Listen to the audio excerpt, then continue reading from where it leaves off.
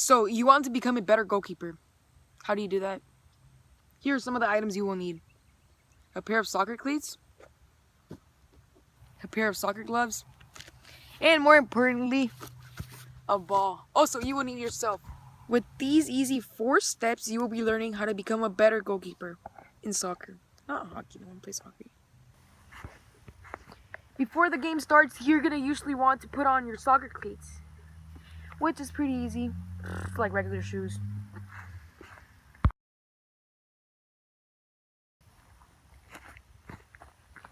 Ta-da! And just like that, we're ready. Let's get going. Okay, putting your gloves on is also a very important part of being a goalkeeper. Oh, and also getting your right size. Okay, so here we go. You sometimes might need a little help from your defender, Josh. I mean, yeah, your defender. Josh usually helps me. Okay, so just, and, alright. So, let's get going. This is what's supposed to happen. If you did the right thing, if you tied your shoes correctly, so that can last longer, and if you tied your gloves correctly, which I got help from my defender. Alright. So this is what's supposed to happen when they pass you the ball, or like the ball's coming in the game. You're all under safe because you tied your shoes in. Your gloves are correctly put on. Sometimes goalkeepers are like, nah, I won't tie my gloves because like they're meant to like handle it.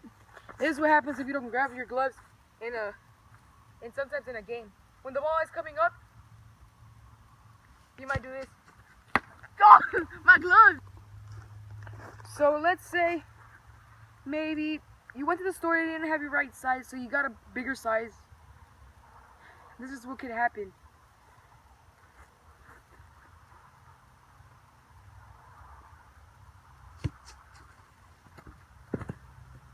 Ah, man.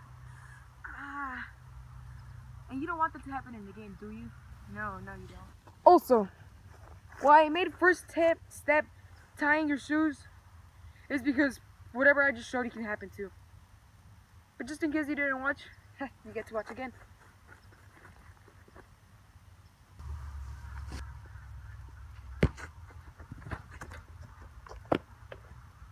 Man. So the reason I made first step tying your shoes and putting your gloves on is because a goalkeeper should always have their shoes extra tight, maybe double knotted if even as possible.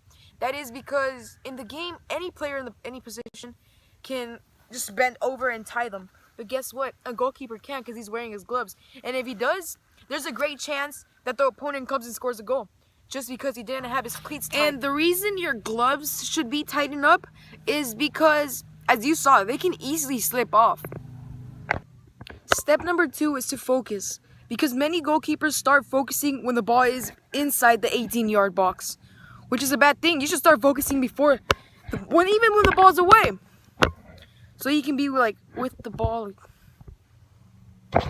Step numero 3 is to motion the ball, meaning not to go towards the player, to go towards the ball, if that makes sense.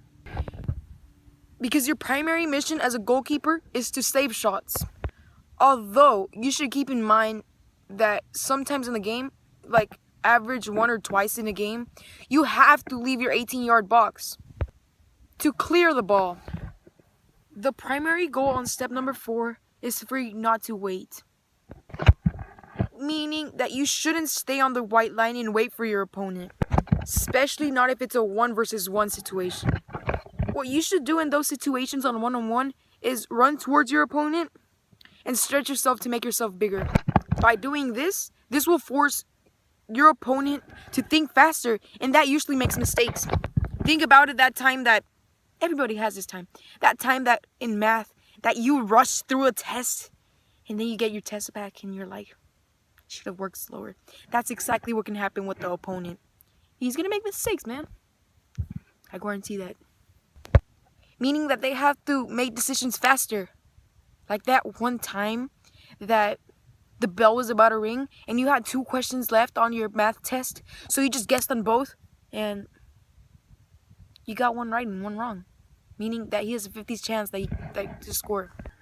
A goalkeeper never waits for the ball. This is an example of what's supposed to do. Like, go for the ball, motion the ball exactly to be.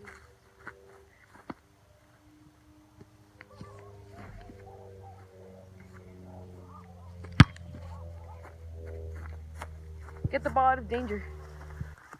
This is just to prove that these 4 steps really do help. This was me before.